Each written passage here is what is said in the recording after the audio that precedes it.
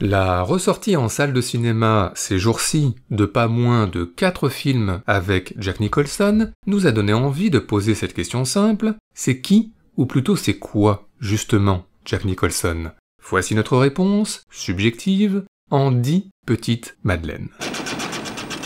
Jack Nicholson, ce sont tout d'abord au début des années 60 de premières apparitions chez Roger Corman, notamment dans La Petite Boutique des Horreurs, chez le dentiste, en passant aux lectures plutôt originales. The patient came to me with a large hole in his abdomen, caused by a fire poker used on him by his wife. Puis viennent des rôles plus importants chez Monty Hellman, dont l'un, L'Ouragan de la Vengeance, qu'il scénarise, avant l'année 1969 et l'explosion Easy Rider, où il fait un petit bout de chemin à moto avec Peter Fonda et Dennis Hopper.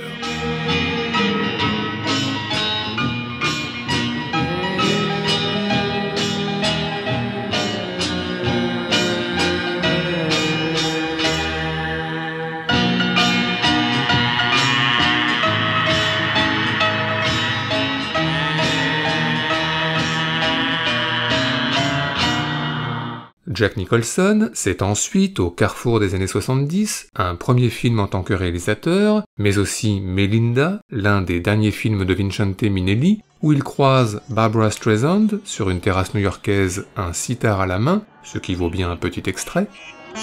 Dad!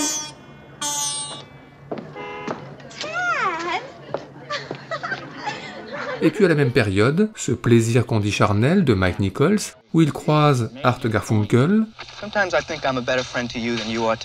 mais aussi Candice Bergen, et surtout la troublante Anne-Margaret, qu'il drague de manière plutôt maladroite, surtout au moment de lui demander son âge. 24? No. 25? 26? No. 27? 28? No. 29? I like going out with older women. Et puis, toujours à la même période, 5 pièces faciles, sa première collaboration avec Bob Rafelson, où il travaille comme foreur pétrolier et se divertit en jouant au bowling, en flirtant avec Karen Black, et en jouant du piano en intérieur comme en extérieur. Oh shit, what's he doing?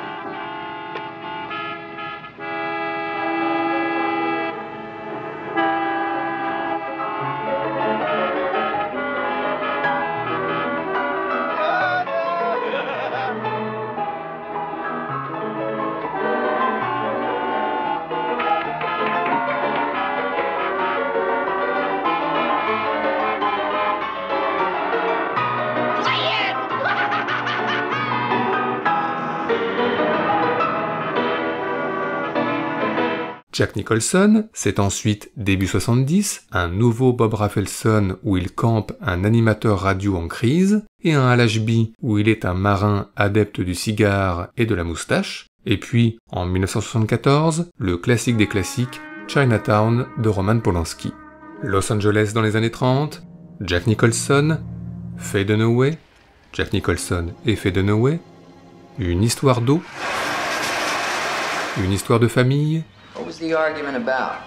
My daughter. et une histoire de nez. You're a very nosy fellow, kitty cat, huh? You know what happens to nosy fellows? Huh? No? Wanna guess? Huh? No? Okay. They lose their noses. Jack Nicholson, c'est à la même période le grand écart, d'un côté profession reporter et l'épure chère à Michelangelo Antonioni, aussi bien à Barcelone où il croise Maria Schneider sur le toit de la Casa Milla de Gaudi, que dans le désert africain où il croise un bédouin, mais aussi son sosie mort, et puis à la même période l'opposé, c'est-à-dire la grandiloquence chère à Ken Russell pour son Tommy, avec une impayable apparition en Dr. Quacksob.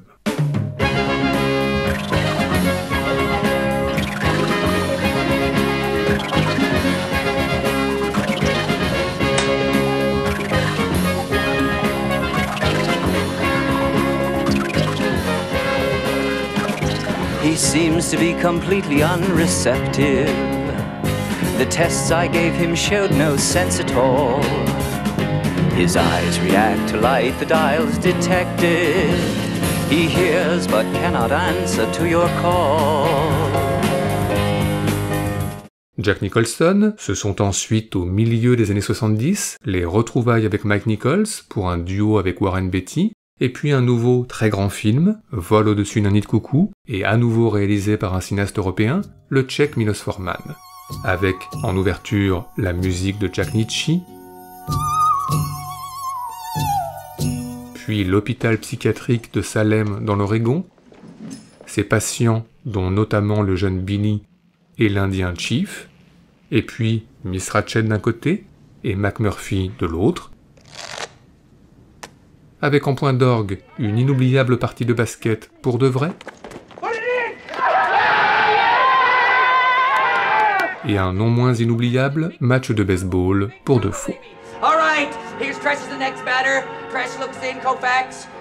Koufax gets the signs from Roseboro. He kicks once, he pumps, he fires. It's a strike. Koufax's curveball is snapping off like a fucking firecracker. All right, here he comes with the next pitch. Tresh swings. It's a long fly ball to deep left center.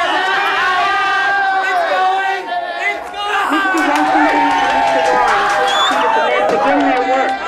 Jack Nicholson, c'est ensuite, fin 70, un nouveau film en tant que réalisateur, et un western d'Arthur Penn où il croise Marlon Brando, et puis une apparition dans Le Dernier Nabab, le dernier film d'Elia Kazan, pour un face-à-face avec Robert De Niro, tout en tension et en silence.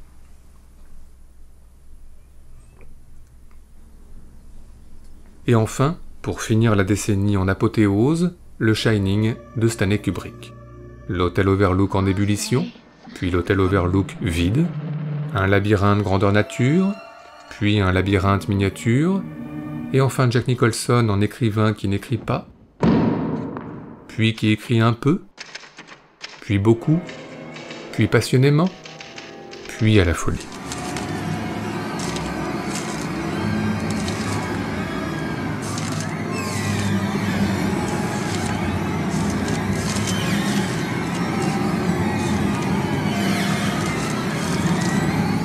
Jack Nicholson, c'est ensuite, au début des années 80, un Tony Richardson tourné à la frontière mexicaine et des retrouvailles avec Warren Beatty pour sa fresque sur la Révolution d'Octobre, mais aussi les retrouvailles avec Bob Rafelson pour Le Facteur sonne toujours deux fois, adapté de James Cain, où Jack Nicholson et Jessica Lange offrent à toute une génération ses premiers émois érotiques.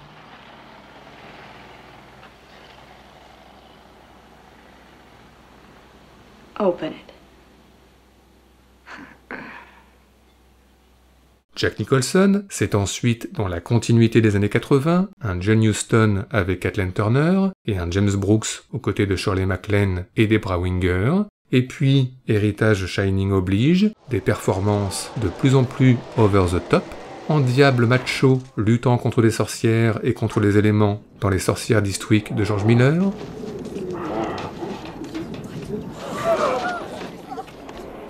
et puis bien sûr, à la fin de la décennie, dans le Batman de Tim Burton, un Joker tout sourire, face notamment à Jack Palance. Jack, listen. Maybe we can cut a deal. Jack is dead, my friend. You can call me Joker. Jack Nicholson, ce sont ensuite des années 90, toujours aussi fast, où il réalise une suite à Chinatown, où il interprète un célèbre dirigeant syndicaliste chez Danny DeVito, sans oublier un haut gradé peu sympathique chez Rob Reiner, et puis quelques rôles plus que jamais à sa démesure, en loup-garou dans Le Wolf de Mike Nichols, se réveillant en pleine forêt au petit matin, désinvolte, l'air de rien, ou en président des États-Unis, quelque peu dépassé par les événements, dans le Mars Attacks de Tim Burton encore lui. What is your take on this, Jerry? The people are gonna love it, Mr. President. Et puis, toujours dans les années 90, la rencontre avec Sean Penn, réalisateur, pour The Pledge et surtout pour The Crossing Guard et son très beau générique, ode à Jack Nicholson, à Bruce Springsteen et à la clope.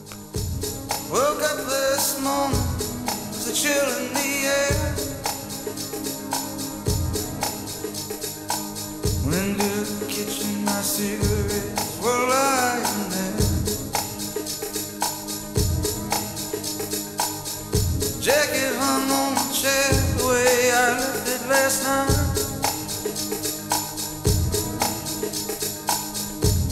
Everything was in place, everything seemed alright. But you were missing, missing. Enfin, Jack Nicholson, c'est dans les années 2000 le grand écart encore et toujours, avec d'un côté le bruit et la fureur face à Adam Sandler, et de l'autre un road movie plus apaisé signé Alexander Payne, et puis au milieu de tout cela, une rencontre au sommet, la dernière, en tous les cas pour l'instant, avec Martin Scorsese pour Les Infiltrés. When I was your age, they would say we could become cops or criminals. Today, what I'm saying is this. When you're facing a loaded gun, what's the difference? Voilà, Jack Nicholson c'est tout cela, c'est-à-dire, résumons-nous, Martin Scorsese, Stanley Kubrick, Mike Nichols, Elia Kazan, Monty Hellman, Milos Forman, Dennis Hopper, George Miller, Arthur Penn, Sean Penn, Bob Rafelson, John Huston, Al Ashby, Vincente Minnelli, Roman Polanski, Michelangelo Antonioni. Oui, Jack Nicholson a peut-être bien la plus belle filmographie du cinéma américain contemporain.